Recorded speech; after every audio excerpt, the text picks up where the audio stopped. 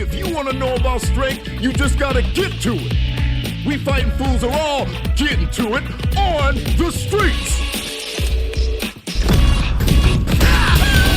Street Fighter 6. Yo, what's up guys, it's Nacho here, and today we are back with another how to beat video, and this time we are talking about Sagat.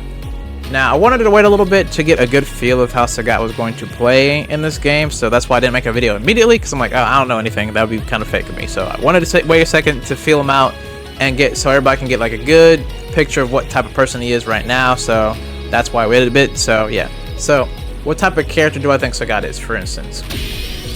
I want to say I don't actually think Sagat is more of a fireball character anymore. Like, he still has good fireballs, don't get me wrong.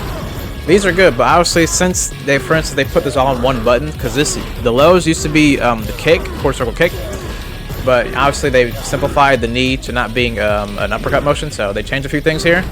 So I feel as if that was like a good letting us know, like, hey, he's gonna be different, because to be honest, he's more of a normals guy in my opinion, especially with some of his things like this, like +4, this +2. He's definitely more of a get in your face bully you type of character. He has good range, he's tall, and he has good highs and stuff like that, and he does have some lows too. So it's like, man, dude wants to bully you. Like, he wants to get close to you, bully you, and apply pressure by that means.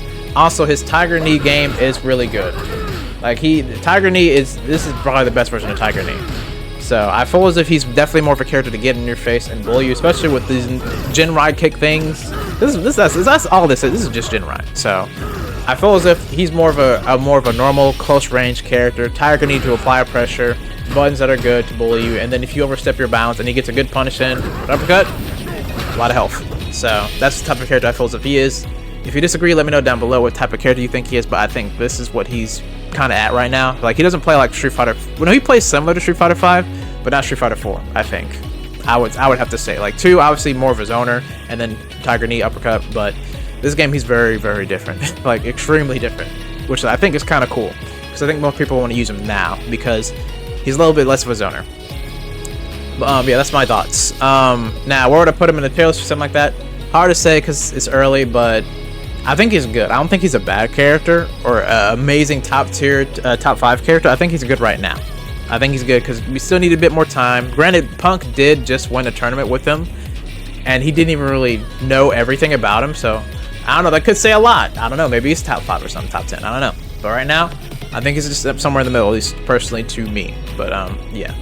Now, I'm pretty sure this video will still help in the future, because we're relatively talking about stuff that's like not frame database, just more of mindset and like safe jumps and some setups, which most of the time don't change. So this should still help you in the future, I hope. But yeah. So let's begin to how to beat this guy. You know, how do we beat the Sagat guy? You know, the first thing we're gonna be talking about here is like I talk about all the time for at least the newer generation of how to beat videos, which is safe jumps first.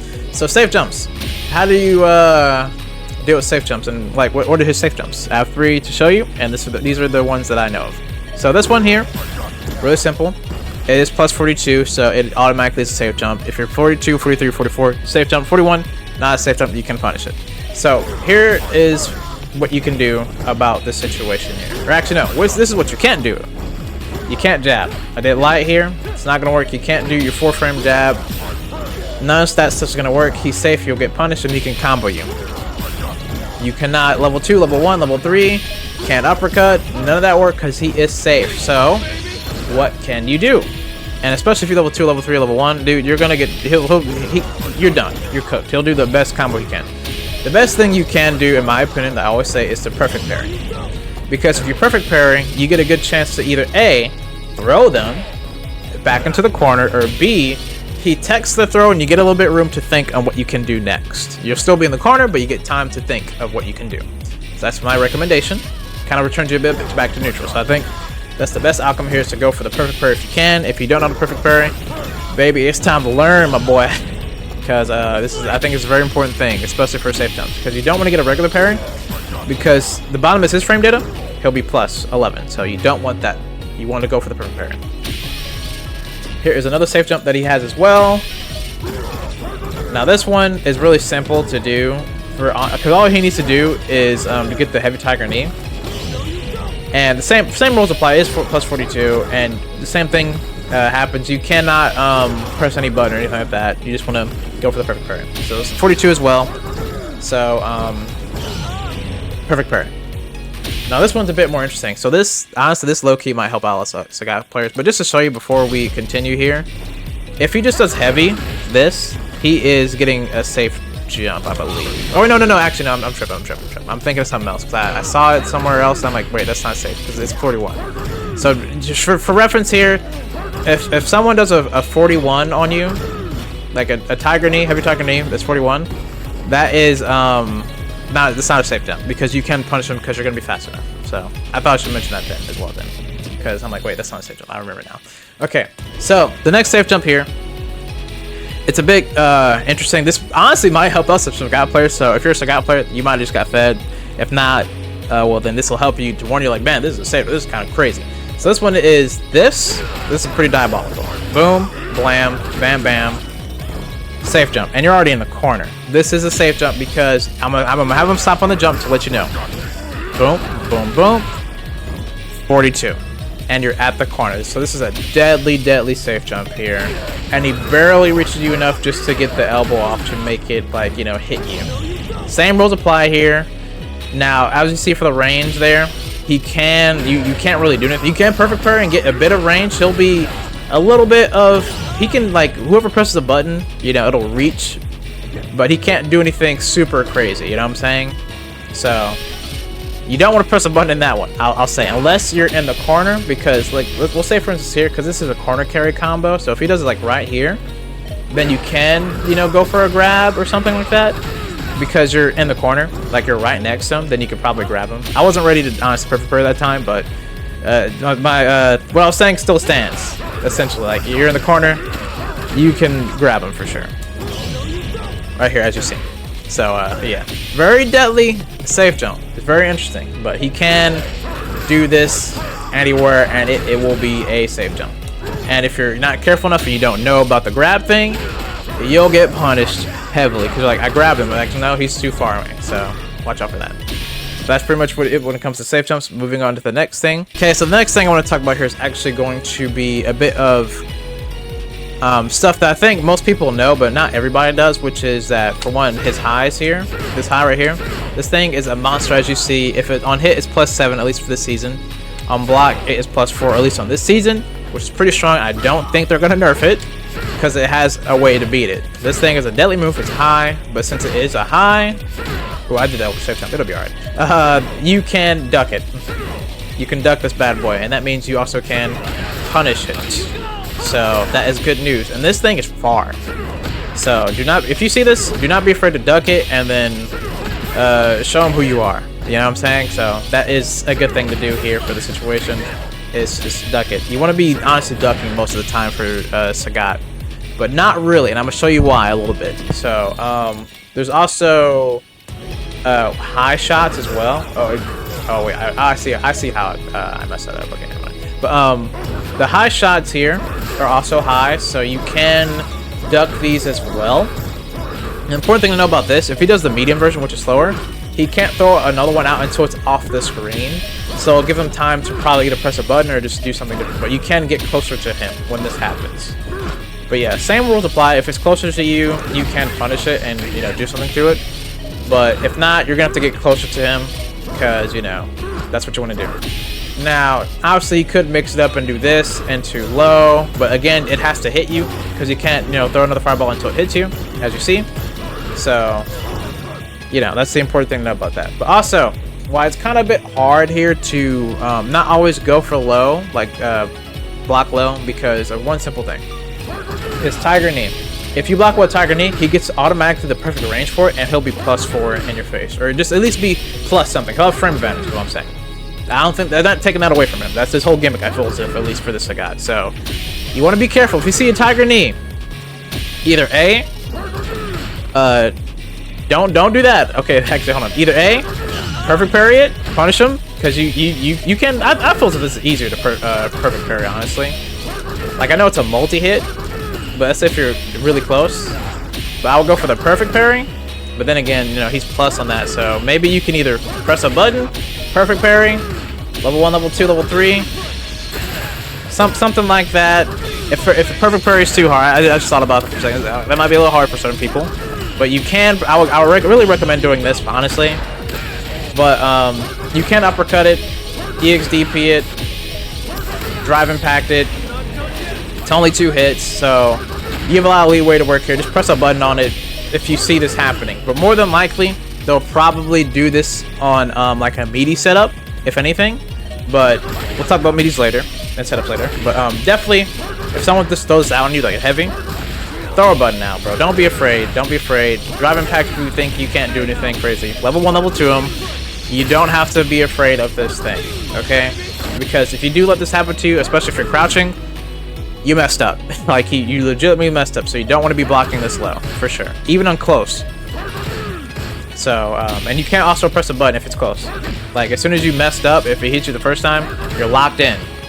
The only thing you can do is block up, but still, be +4. Or actually, can you block up?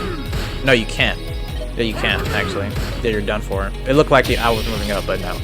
So, just watch out for that as well for when it comes to crouching too much, because if you're not going to do anything about this, then he'll just abuse you. So, answer him. You know, answer the problem here by just pressing a button on it. If he does the heavy tiger knee, or just a tiger knee in general, because tiger knee is relatively slow. But also, the thing to watch out for tiger knee as well is that it can go over projectiles in a certain range. I'm not exactly sure the range a little bit here, because it's a bit hard for me to figure out. But he can do it. As you see right there, he went over it. Yeah, it took me a second, but right there. So, also another thing to watch out for with tiger knee. If the player's good enough, they can do that over your projectile. So, watch out for that as well. And they even showed it in the trailer for him, so yeah.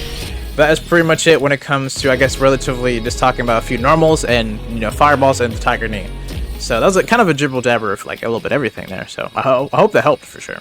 Definitely hope that helped. On to the next thing here. So the next thing I actually want to talk about is actually revisiting tiger knee a little bit and only talking about a bit of advantages he can get off of it. So something I wanted to mention here is that a setup like this can exist where if he does like an air combo, like knocks you in the air to do a combo or something like that, he'll tiger knee you and you'll be in a very interesting position of where he'll be plus. Now for this situation, he's +11, so that means if you press a button on wake up, whatever button he gonna press is gonna beat you. So you don't want to do that. You just want to think about the situation here a little bit of what you can do. You want to be more on the defensive side here.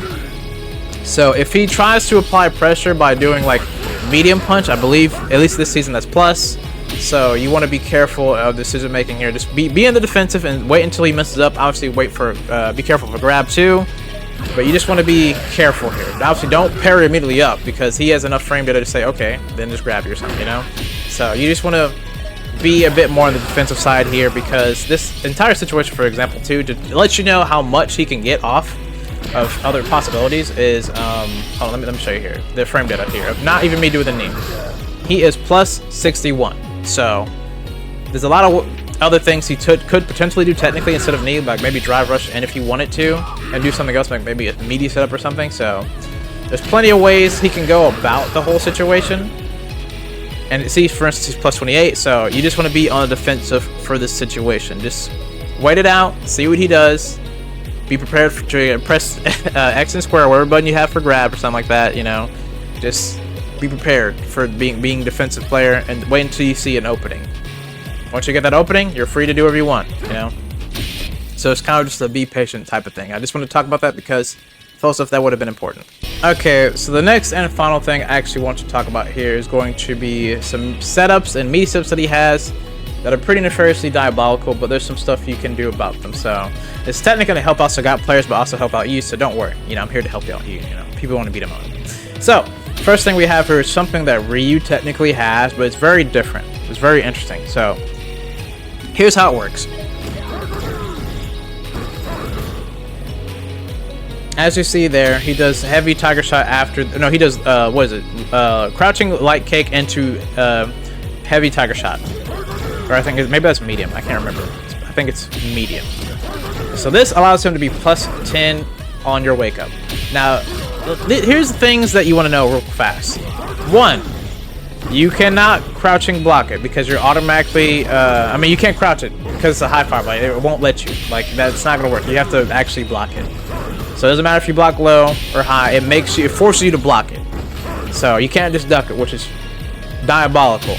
So you'll have to do some of these other options here. But here's some things you don't want to do. So one,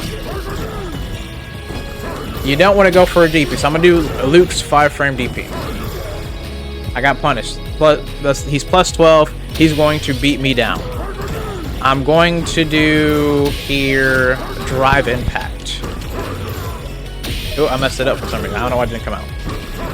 There you go. You don't want to do that because you can drive impact back, so that's not a good option. So what can you do? You can actually do quite a lot of things on this.